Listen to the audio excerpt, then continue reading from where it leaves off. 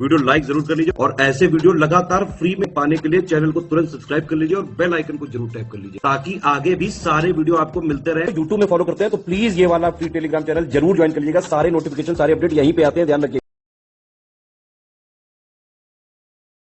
Hello everyone, welcome you all to study for civil services. And आज हमारी date 22 मार्च हो गई है। 22 मार्च के भी हमारे कुछ इम्पोर्टेंट आर्टिकल्स हैं। कौन से इम्पोर्टेंट आर्टिकल्स हैं, उसमें से क्या आपको पढ़ के जाना है, वो सब अभी हम लोग यहाँ पर देखेंगे। आप लोग चाहो तो ये ग्रुप ज्वाइन कर सकते हो, और ये ग्रुप जो है वो पेड ग्रुप है। ठीक है, आपको वीडियो फ्री रहेगी पर जो ग्रुपिंग है वो पेड है, तो उसमें आप देख लीजिएगा। चाहिए हो तो ज्वाइन कर सकते हो, पर एक बात ये मैं कहूंगी भाई कि आप लोग और कुछ नहीं तो टेलीग्राम चैनल तो ज्वाइन कर लीजिए, क्योंकि टेलीग्राम चैनल पे सारी इन्फॉर्मेशन आपको फ्री ऑफ कॉस्ट अपडेट्स मिल जाती है। ठीक है, बाकी ये है हमारे इम्पोर्टेंट आर्टिकल्स, बहुत इंपॉर्टेंट है ये पांचों। और ये पांचों के पांचों टॉपिक्स हमारे प्रीलिम्स के लिए जरूरी है। ऐसा नहीं है कि ये इसमें से मेंस में से सवाल बनेगा।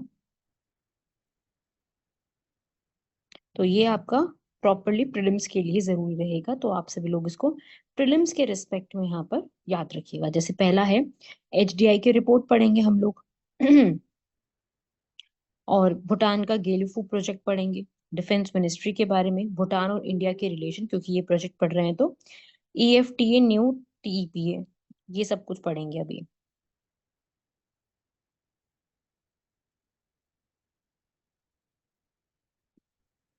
सबसे पहला आता है ह्यूमन डेवलपमेंट इंडेक्स, मानव विकास रिपोर्ट 2023 की, जो कि यूएनडीपी रिलीज करती है। सबसे पहला क्वेश्चन यहीं से बनता है कि ह्यूमन डेवलपमेंट रिपोर्ट रिलीज कौन करता है, तो भाई वो रिलीज करता है UNDP, United Nation Development Programme, जो कि एक कंट्री की बहुत बड़ी रिफ्लेक्शन होती है कि वो कंट्री बहुत सारे आंकड़ों पर कैसे काम कर रही है। ठीक है, तो यहाँ पर यूएनडीपी ने रिपोर्ट रिलीज करी है, और ये इकोनॉमी की इनइक्वालिटी को दर्शाती है। ठीक है, तो ये यहाँ पर बताया है कि एचडीआई जो है वो इस तरीके से है, वैश्विक आर्थिक असमानता के बारे में भी बताया है। और इसमें ये बताया कि भाई जितने भी अमीर देश हैं, वो मतलब जो डेवलप्ड हो चुके हैं, उनके अभूतपूर्व विकास का अनुभव उन्होंने किया है, और विश्व के आधे सबसे गरीब जो देश हैं, वो भी अभी भी अपने पूर्व कोविड संकट के स्तर के नीचे ही अभी भी जूझ रहे हैं। इन्होंने बोला लोकतंत्र विरोधाभास है, डेमोक्रेसी पैराडॉक्स है। ठीक है, इसके अंदर डेमोक्रेसी पैराडॉक्स देखने को मिल रहा है। और ये सर्वे जितने भी हुए हैं इसमें जो है डेमोक्रेटिक प्रिंसिपल्स के ऊपर काफी बातें की गई हैं। ठीक है, ये बोला है कि भाई पैराडॉक्स जो है उसमें पावरलेसनेस जुड़ गया है, और फार राइट पॉपुलिज्म, दक्षिणपंथी जो होता है ना, वो यहाँ पे बढ़ गए हैं। पॉपुलिस्ट लीडर्स, क्लाइमेट एक्शन के ऊपर खूब बातें हो रही हैं, और इसके लिए एक सॉल्यूशन निकालने की जरूरत है। यूएनडीपी ने सिर्फ ये नहीं कि लोग सिर्फ जो हमारी जितनी भी ग्रुपिंग है उनको रैंकिंग देके काम खत्म कर दिया, ऐसा नहीं है। उन्होंने प्रॉपरली यहाँ पर जो है एक सॉल्यूशंस के ऊपर भी बात करी है कि भाई हम लोगों को पेंडेमिक प्रिवेंशन तो हम कर ही रहे हैं, लेकिन हम लोगों को, जो यूएनडीपी के एडमिनिस्ट्रेटर है उन्होंने ये बात बताई है कि हम लोगों ने जितने भी चैलेंजेस हम देख रहे हैं, पैंडेमिक का हो गया, क्लाइमेट का हो गया, डिजिटल का हो गया, ये सब जो प्रॉब्लम्स है ना, ये सब जुड़ी हुई हैं आपस में। ठीक है, ये सब प्रॉब्लम्स भी आपस में जुड़ी हुई है, इसलिए हम लोगों को इन प्रॉब्लम्स का सॉल्यूशन भी इनसे साथ जुड़े हुए से ही निकालना पड़ेगा। ठीक है, अलग से नहीं रहेगा, इनका सॉल्यूशंस भी एक साथ ही रह के निकलेगा। आप लोग बात समझ गए इस तरीके से। तो ये इन्होंने अपना कॉन्सेप्ट बताया है।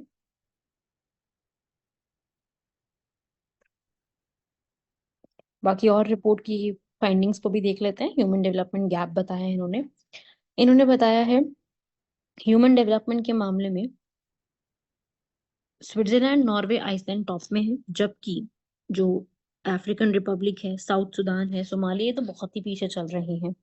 ठीक है, और कोरिया जो है, मतलब नॉर्थ कोरिया और मोनेको, ये पड़ता है मेडिटेरेनियन सी के पास, इनको तो इन्होंने बोला है कि ये तो लिस्ट में ही नहीं आते हैं यहाँ पर। तो ह्यूमन डेवलपमेंट का जो गैप है वो बहुत वाइड हो चुका है।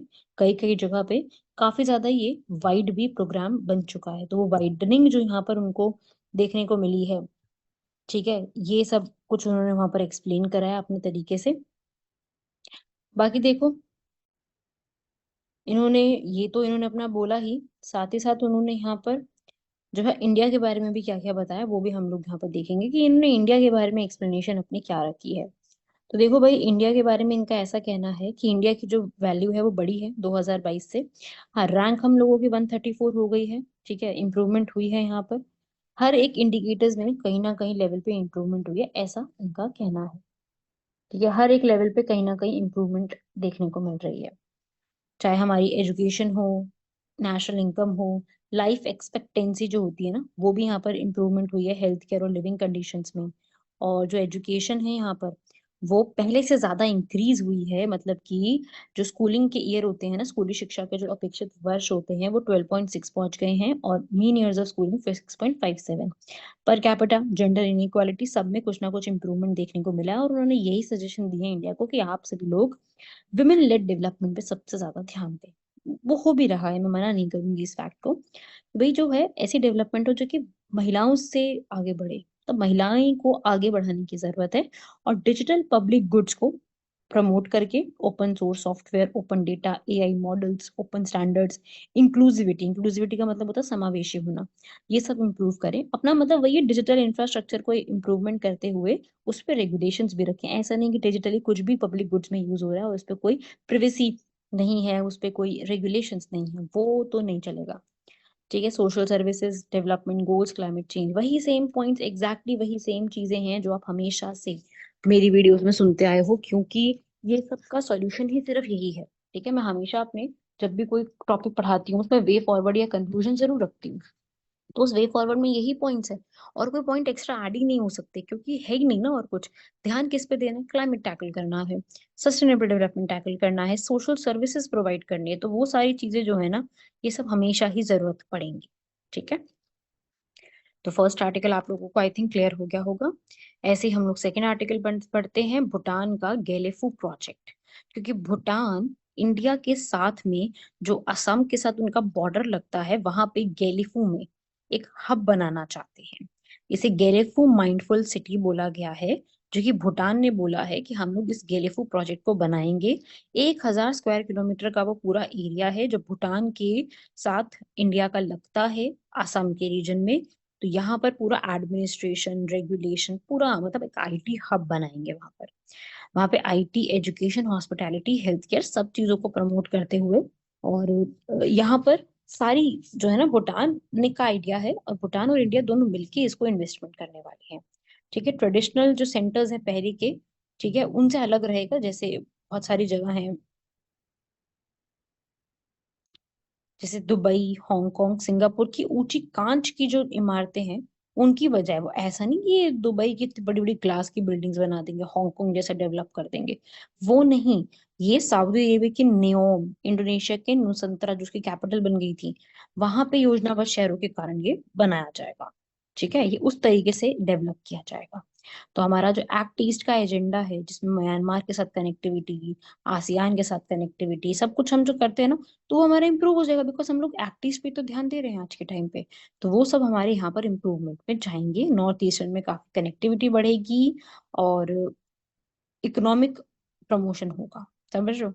लेकिन वही है ना, देखो मैं चाहे कह दूं कि ऐसा होगा वैसा होगा, पर आप नेचर को कैसे रोक सकते हो? नेचर तो नहीं रुकेगा। नेचर में क्या सबसे बड़ी प्रॉब्लम वहां पर आ रही है? भाई पहली बात तो वहां पर वो एरिया में हो सकता है किसी भी समय कोई भी जो है मॉनसून सीजन की वजह से रेनफॉल हो जाए। वहां का लैंडस्केप इतना सही तो है नहीं। वहां पे लॉजिस्टिक्स पहुंचाना बहुत बड़ी समस्या है। लॉजिस्टिक की एक बहुत बड़ी दिक्कत वहां पे रहेगी। तो लॉजिस्टिक का एक प्रॉब्लम है, वो तो देखो एक प्रॉब्लम ही ऐसा है कि उसमें आप कुछ नहीं कर सकते हो। तो वो चीज यहाँ पे देखने को मिलेगी, क्योंकि एरिया ऐसा है ना।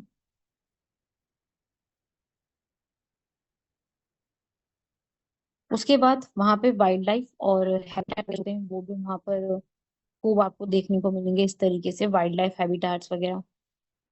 ठीक है, और साथ ही साथ इंसर्जेंसी बहुत होती है। इंसर्जेंसी का मतलब होता है बहुत ज्यादा अमाउंट में रेफ्यूजीज वहां से यहाँ आ जाते हैं।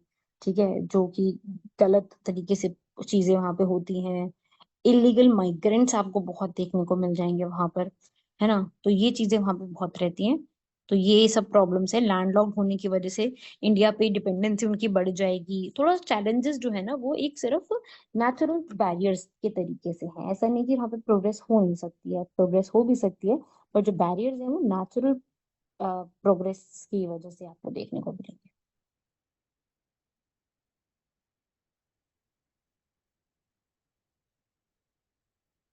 क्लियर हुआ भाई? तो आप ये जो है पॉइंट्स यहाँ पे नोट कर सकते हो, लिख सकते हो इनको, इससे आपका सीधा पता होना चाहिए। तो भूटान के लिए यही नेसेसिटी है कि अभी वो उनके यहाँ पे बहुत ज्यादा इकोनॉमिकली जो है प्रोसेस में दिक्कत आ रही है, तो वो प्रोसेस उनके भी यहाँ पर जो है वो इम्प्रूवमेंट में आए, ताकि हमारे जो टूरिज्म इंडस्ट्री ग्रो हो रही है उसमें भी हम लोग थोड़ा बेटर करें। वहाँ पे पैरो वैली में एक बन रहा है, ठीक है, और माइग्रेशन जो हो रहा है यूथ का उस पर ध्यान देने की जरूरत है। मतलब काफी सारे स्टेप्स हैं जो भी ध्यान दे करके इम्प्रूवमेंट भी की जा सकती है, ऐसा नहीं कि नहीं कर सकते। माइग्रेशन वगैरह का प्रॉब्लम है, डिप्लोमेटिक प्रेशर आ रहा है चाइना से, ठीक है, डाइवर्स डिमांड्स काफी सारी हैं, तो वो चीजों पे ध्यान देने की जरूरत है। और इंडिया ने यही है कि इंडिया इस पे हमेशा कोऑपरेट रखता है उनके साथ, और हमारे सारे प्लान्स में भूटान हमेशा ही शामिल होता है। अभी मैं भूटान के रिलेशन के बारे में भी आपको समझाने वाली हूँ, डोंट वरी, ठीक है, अभी बताऊंगी मैं सारा कुछ ये वाला भी। तो ये तो इसमें वही है कि रीजनल कनेक्टिविटी एक्टिव बढ़ेगा, इकोनॉमिक अपॉर्चुनिटीज बढ़ेगी लोगों के लिए, बॉर्डर सिक्योरिटी इंफ्रास्ट्रक्चर डेवलपमेंट बढ़ेगा, और इन्वेस्टमेंट की अपॉर्चुनिटीज भी इंक्रीज होंगी, इंफ्रास्ट्रक्चर बढ़ेगा, जापान के साथ कोलैबोरेशन करेंगे तो जो वहाँ के पोर्ट्स हैं उनको भी डेवलप करने का मौका मिलेगा, और जो बॉर्डर में जो अब पोस्ट चेक होते हैं उनको अपग्रेड किया जाएगा। तो पॉइंट्स तो काफी सारे हैं इसके अंदर, आप बस बेसिक बेसिक बातों को ध्यान में रखेंगे। ये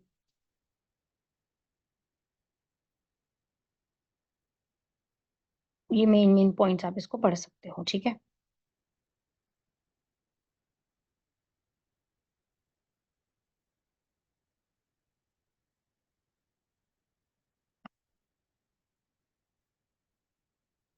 अब आता है डिफेंस मिनिस्ट्री का नोटिफिकेशन रिलेटेड टू कैंटोनमेंट। अब भाई मिनिस्ट्री ऑफ डिफेंस ने सिविल एरियाज थे जो कि 10 छावनियां थी, उनके नागरिक क्षेत्रों को गैर अधिसूचित कर दिया है, डी नोटिफाई कर दिया है, ठीक है। कौन कौन से हैं ये नाम आप देख सकते हो, कोई एग्जाम में आपसे वैसे पूछेगा नहीं, ठीक है। ये उत्तराखंड के देहरादून और क्लीमेंट एरिया है, यूपी का फतेहगढ़, बबीना, शाहजहांपुर, मथुरा, और महाराष्ट्र का है झारखंड का रामगढ़ है, राजस्थान का अजमेर और नसीराबाद है। तो यहाँ पर ये काफी बड़ा डिसीजन जो लिया गया है, ये डिफेंस मिनिस्ट्री ने अकेले नहीं लिया, सेंट्रल गवर्नमेंट के साथ, तो स्टेट गवर्नमेंट और कैंट एरियाज के साथ मिलकर के डिसाइड किया गया है, ठीक है। तो अगर कोई भी किसी को भी कोई ऑब्जेक्शन होता है तो वो जाकर के जनरल कमांडिंग ऑफिसर से बात कर सकता है। नोटिफिकेशन तो पब्लिश हो ही चुका है, अब आगे ऑब्जेक्शंस लिए जा सकते हैं। जैसे मैं बात करूं, हिमाचल प्रदेश है, हिमाचल प्रदेश जो है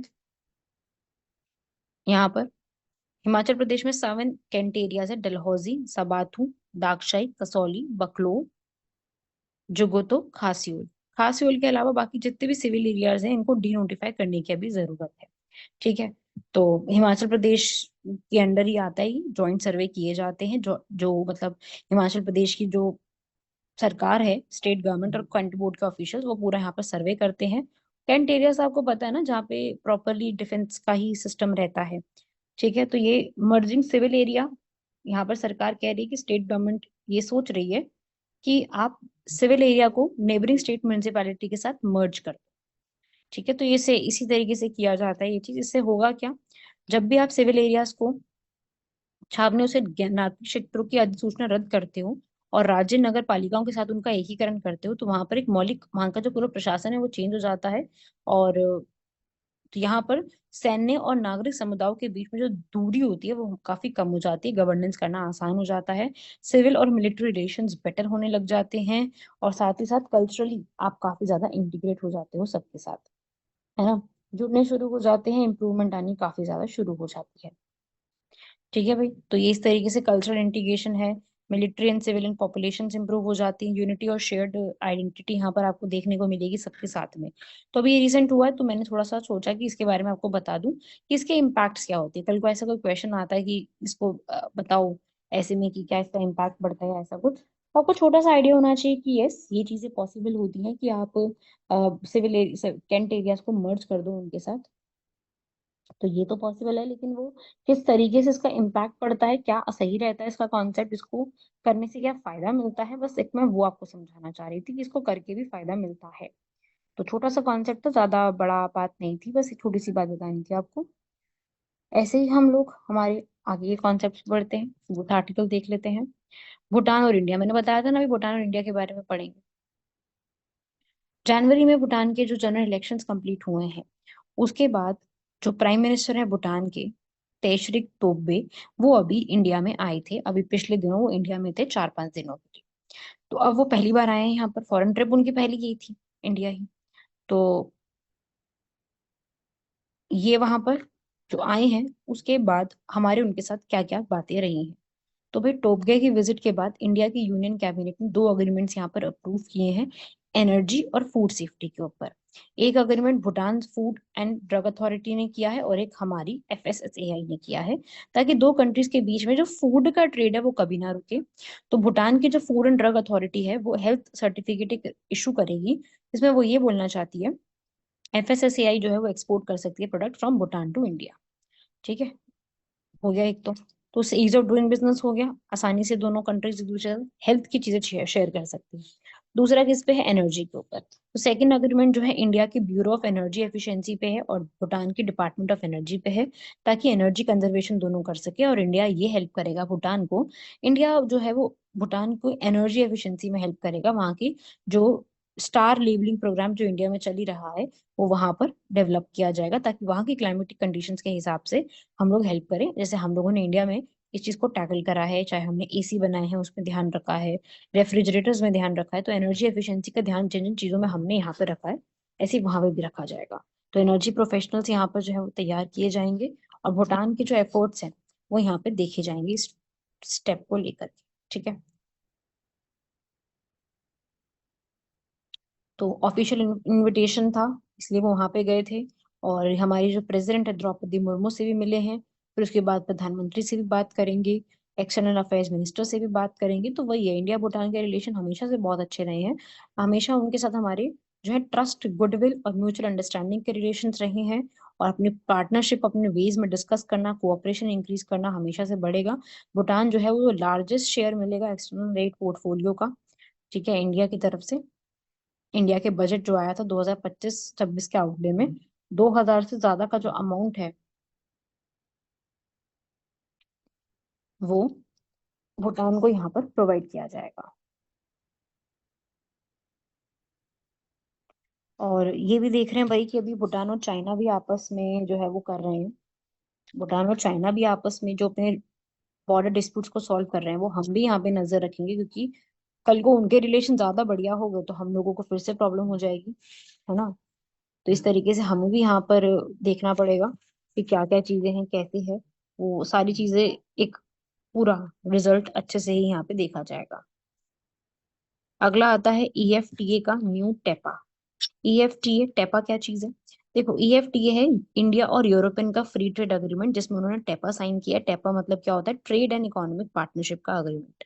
1960 में एफ्टा यहाँ पर बनाया गया था, जो कि यूरोपियन फ्री ट्रेड एसोसिएशन है, जिसके अंदर स्विट्जरलैंड, आइसलैंड, नॉर्वे, लिechtenstein ये यहाँ पर बेनिफिट रखेंगे।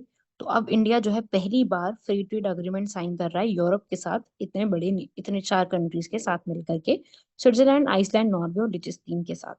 ठीक है, तो उसे टेपा रखा गया है नाम। ये अग्रीमेंट जो है उसमें 14 14 पॉइंट्स दिए गए हैं, वो सब हमें नहीं पढ़ना, क्या 14 पॉइंट्स कौन से, इतना डिटेल में कोई नहीं पूछ रहा, आप पॉइंट्स रीड कर सकते हो। लेकिन मेन बात ये है कि भाई अग्रीमेंट जो साइन किया गया है उसमें होगा क्या।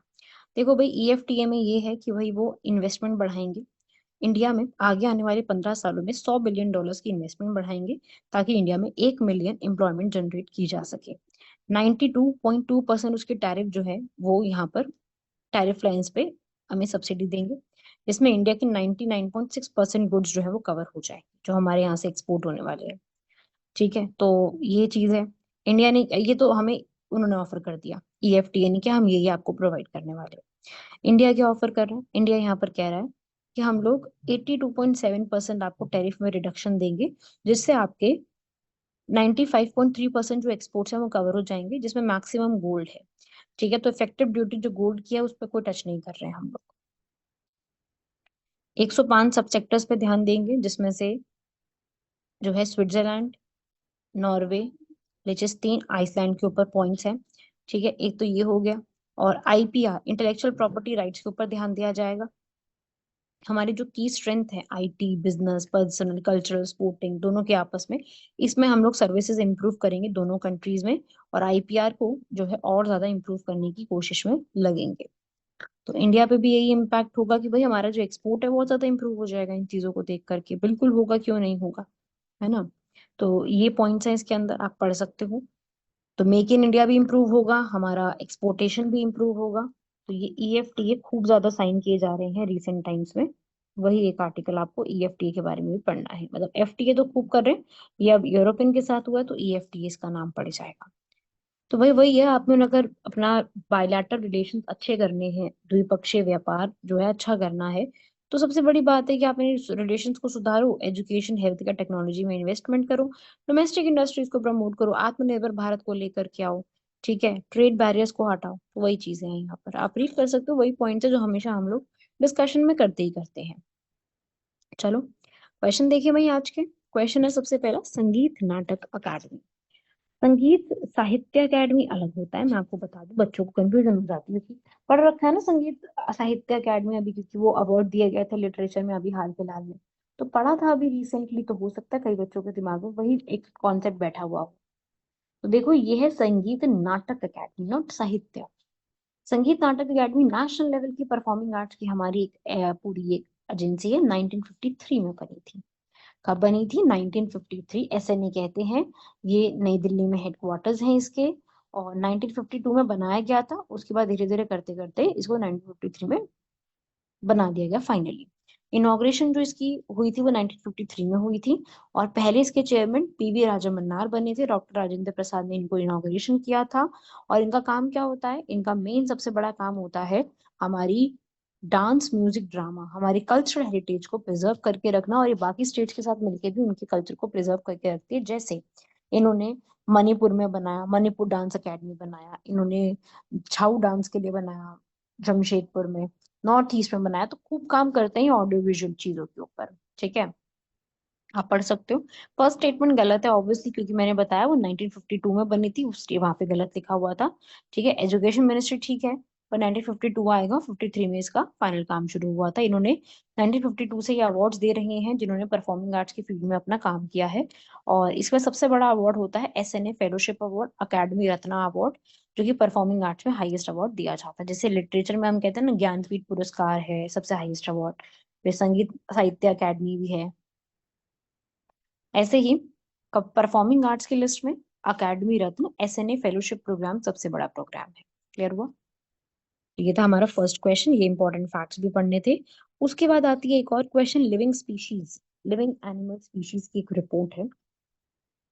तो अब हम वो भी देख लेते हैं कि ये report, living animal species rules जो आए हैं 2024 के, वो क्या है। भाई एनिमल स्पीशीज के ऊपर ही बात कहते हैं कि भाई आप एनिमल स्पीशीज को किस प्रकार से रख सकते हैं। वो इसमें सेंटर ने रूल्स यहाँ पे इसके लिए डेवलप करा है, यहाँ आप किस प्रकार से लिविंग एनिमल की जो स्पीशीज होती है उसको कैसे रखो, मतलब वाइफ, आप ये कह सकते हैं वाइल्ड लाइफ का लाइसेंसिंग रूल है। वाइल्ड लाइफ को आप कैसे रख सकते हैं वो है। ठीक है, एक्सोटिक पेट्स होते हैं ना, जैसे कि सॉफ्ट शेल टर्टल्स हो गई, है ना, बहुत सी तो ऐसी लिविंग स्पीशीज है, और वो पर्सन उसको पजेस करता है, तो उसको 6 महीने के लिए उसके लिए पोजेशन के लिए बताना पड़ेगा। एक पोर्टल होता है परिवेश पोर्टल, उसके थ्रू आपको रजिस्टर करवाना पड़ेगा, एनिमल स्पीशीज के बारे में पूरा चेक करना पड़ेगा। ठीक है, रिक्वायरमेंट्स रहती हैं पूरी यहाँ पर, तो काफी बड़ी चीज है ये। तो उसी के ऊपर है ये वाली सारी चीजें, आप रीड कर सकते हो, सारा कुछ ऑलमोस्ट सही लिखा हुआ था। आपको इलेक्ट्रॉनिक रजिस्ट्रेशन कराना पड़ता है अगर आप किसी भी एनिमल की स्पीशीज को, आप किसी भी जानवर की जो स्पीशीज है, प्रजाति को अपने पास रख रहे हो,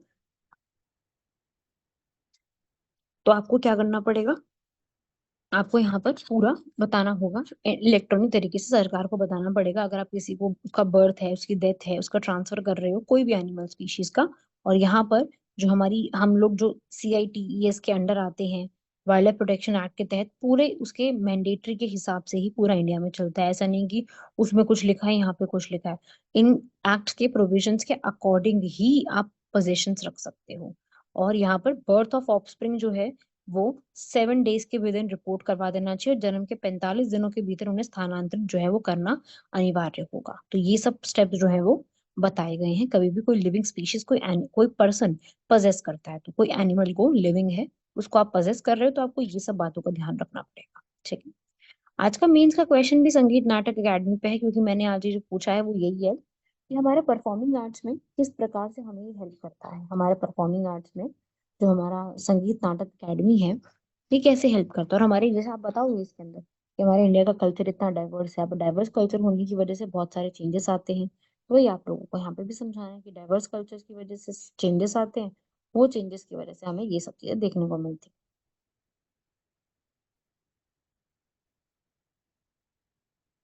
ठीक है,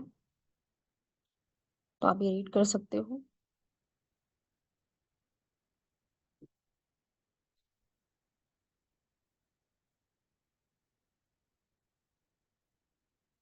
यहाँ तक आई होप आप लोगों को सारी चीजें क्लियर हो रही होंगी धीरे धीरे। ये सब आप लोग अच्छे से रीड करिए। बाकी मिलते हैं आप सभी लोगों से नेक्स्ट लेक्चर में। तब तक के लिए धन्यवाद, शुक्रिया, जय हिंद।